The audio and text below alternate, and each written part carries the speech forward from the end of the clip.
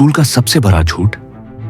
याद है स्कूल की किताबों ने हमें कैसे सिखाया था कि 1498 में वास्को डा गामा ने भारत की खोज की थी। पर क्या हो अगर मैं कहूं कि यह कहानी सच नहीं बल्कि एक बहुत बड़ा धोखा है, एक ऐसा झूठ जिसे पीढ़ियों से हमारे दिमाग में बैठाया गया है। सच तो यह है कि भारत कभी खोया ही नहीं था। वो तो एक ऐसी सोने की चिड़िया थी जिस तक पहुंचने का रास्ता खोजने के लिए पूरी दुनिया बेचैन थी। इस वीडियो में हम उस असली कहानी से पर्दा हटाएंगे जो आपको कभी नहीं बताई गई। एक ऐसी कहानी जिसमें लालच, हिम्मत और एक महान सभ्यता का सच छिपा है। तो पहला और सबसे बड़ा सवाल, आखिर हमें यह झूठ पढ़ाया ही क्यों गया? जवाब एक सोच में छिपा है, यूरोसेंट्रिज्म, यानी यूरोप को दुनिया का केंद्र मानने वाली मानसिकता।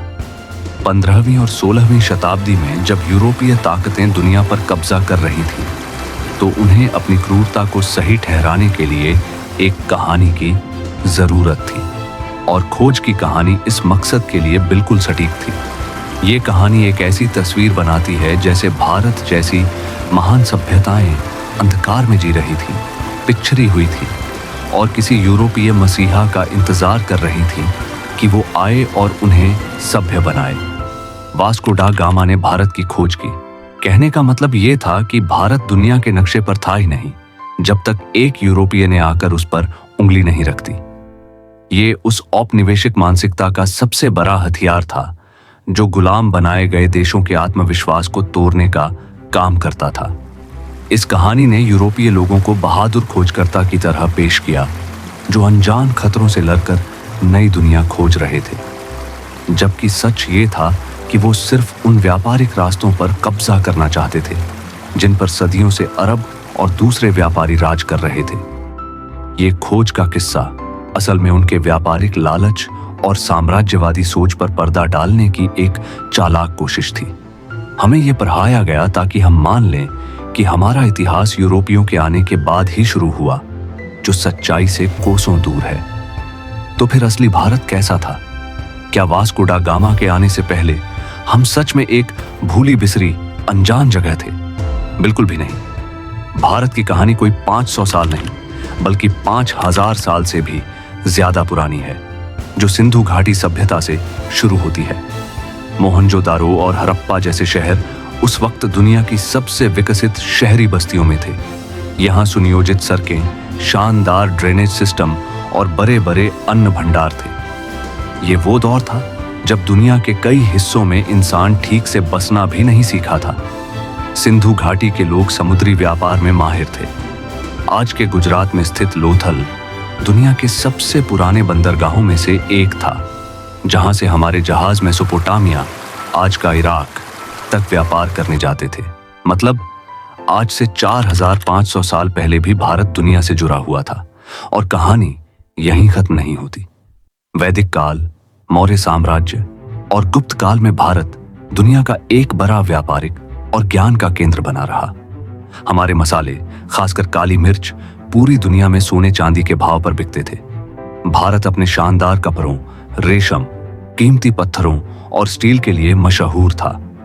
रोमन साम्राज्य के साथ हमारा व्यापार इतना जबरदस्त था कि रोमन इतिहासकार प्लिनी द एल्डर ने चिंता जताई थी कि रोम का सारा सोना बहकर भारत जा रहा है। अरब व्यापारी सदियों से भारत के पश्चिमी तट पर व्यापार के लिए आते रहे और उन्होंने ही भारतीय मसालों को यूरोप तक पहुंचाया। चीन से लेकर अफ्रीका तक भारत के व्यापारिक रिश्ते फैले हुए थे। भारत सिर्फ सामान ही नहीं बल्कि ज्ञान भी दुनिया को दे रहा था। नालंदा और तक्षशिला जैसे विश्वविद्यालय दुनिया भर के छात्रों के लिए ज्ञान के मंदिर थे। गणित में शून्य का आविष्कार भारत की ही देन है, जिसके बिना आज की टेक्नोलॉजी सोची भी नहीं जा सकती। तो जरा सोचिए, जो देश हजारों सालों से दुनिया से व्यापार कर रहा था, जिसके विश्वविद्यालय दुनिया को ज्ञान दे रहे थे और जिसकी दौलत की चर्चा हर जगह थी, क्या उसे खोजने की जरूरत पड़ सकती है? भारत खोया हुआ नहीं था बल्कि दुनिया के लिए एक बेशकीमती खजाना था।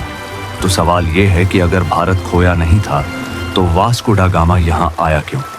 उसका असली मिशन था व्यापार पर एकाधिकार और धर्म का प्रसार।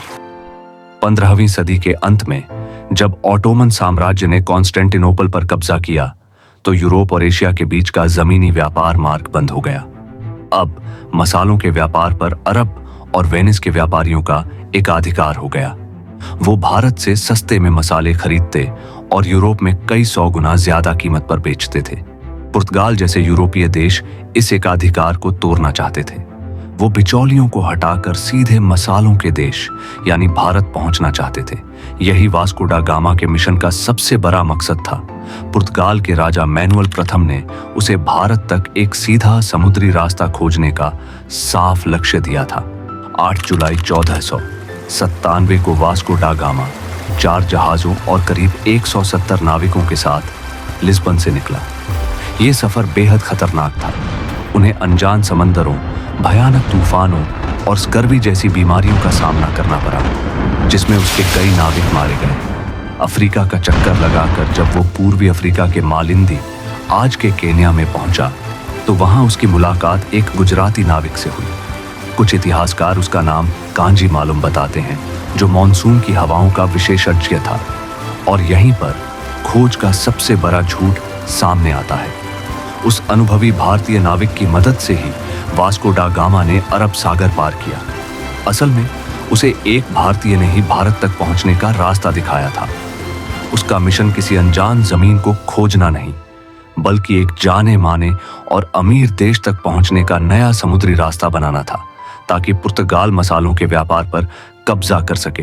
करीब 11 महीने के मुश्किल सफर के बाद 20 मई 1498 को वास्को डा गामा के जहाज भारत के मालाबार तट पर कालीकट, आज का कोझिकोड के पास कप्पर नाम की जगह पर पहुंचे। कालीकट उस वक्त एक बेहद व्यस्त और अमीर बंदरगाह था, जिसके शासक थे जामोरिन सामुथिरी। जब जामोरिन को इन नए मेहमानों के आने की खबर मिली तो उन्होंने अतिथि देवो भव की परंपरा के अनुसार उनका स्वागत किया। वास्को डा गामा को पूरे सम्मान के साथ राजा के दरबार में लाया गया।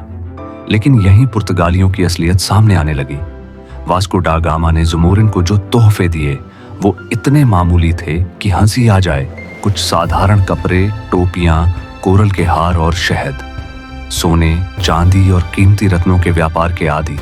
जामोरिन और उनके दरबार में मौजूद अरब व्यापारी ये सस्ते तोहफे देखकर हैरान रह गए और उनका मजाक उड़ाया। वास्को डा गामा का बर्ताव किसी व्यापारी जैसा नहीं, बल्कि धौंस जमाने वाला था। वो चाहता था कि जामोरिन अरब व्यापारियों को बंदरगाह से निकालकर व्यापार का सारा अधिकार सिर्फ पुर्तगालियों को दे दे। जामोरिन ने ये मांग ठुकरा दी, क्योंकि वो किसी एक गुट के लिए अपने सदियों पुराने व्यापारिक संबंध खराब नहीं करना चाहता था। इस नाकामी से वास्को डा गामा बौखला गया। करीब 3 महीने रुकने के बाद जब वो वापस लौटा तो जामोरिन से उसके रिश्ते तनावपूर्ण हो चुके थे। ये पहली यात्रा खोज नहीं, बल्कि एक तरह की जासूसी थी।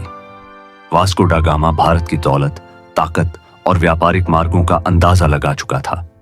वो समझ गया था कि अगर भारत पर राज करना है तो व्यापार से नहीं, बल्कि ताकत से काम लेना होगा। और यही सोच उसकी दूसरी और ज्यादा खूनी यात्रा का आधार बनी।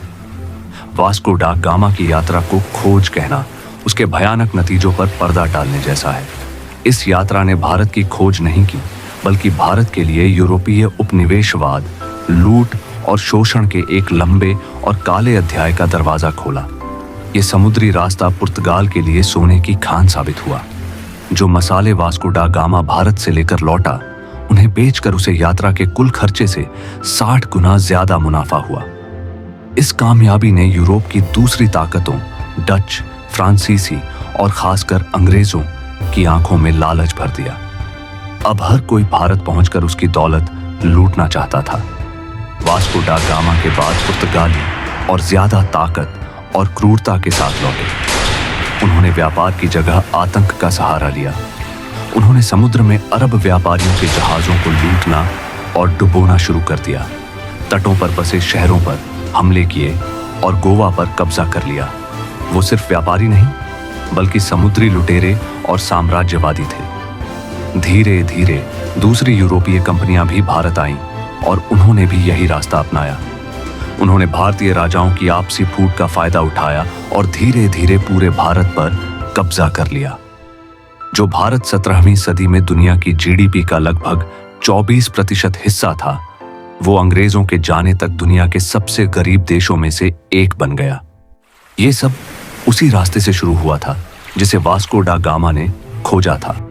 तो वास्को डा गामा की विरासत क्या है? एक बहादुर खोजकर्ता की? नहीं, उसकी विरासत उस शख्स की है जिसने यूरोप के लिए भारत की लूट का रास्ता खोल दिया। ये है भारत की खोज की असली कहानी। एक ऐसी कहानी जो हमें सोचने पर मजबूर करती है कि इतिहास हमेशा विजेताओं के नजरिए से ही क्यों लिखा जाता है। ऐसे और भी कई ऐतिहासिक झूठ हैं जो हमें सच मानकर पढ़ाए गए हैं। आप ऐसे किस और ऐतिहासिक मिथक के बारे में जानते हैं?